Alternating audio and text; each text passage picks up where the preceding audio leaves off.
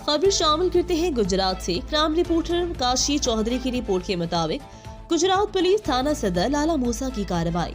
Swimming pool से 16 प्लेटें और दीगर सामान चोरी करने वाले 2 मुलजिमान को गिरफ्तार कर लिया।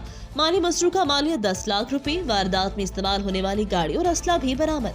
तफसीलात के मुताबिक साबरकोट के रिहायशी ने पुलिस को इत्तला दी कि साबरकोट के पास मैंने स्विमिंग पूल बना रखा है जिसमें 16 प्लेट वगैरह नस्ब करा रखी थी।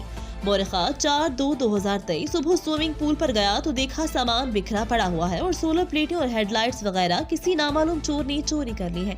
इत्तला मौसूल होने पर थाना सदर लाला मूसा पुलिस ने फौरी तौर पर मुलजिमान के खिलाफ मुकदमा दर्ज करके तफ्तीश का आगाज कर दिया।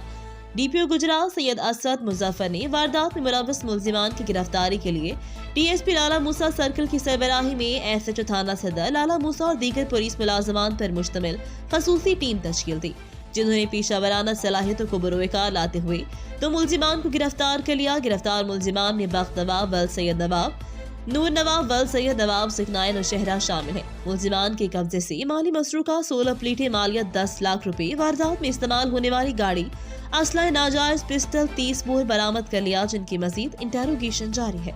मजीद खबरों से बाखबर रहने और ताज़ा अखबार पढ़ने के लिए विजिट करें हमारी वेबसाइट rednews.pk।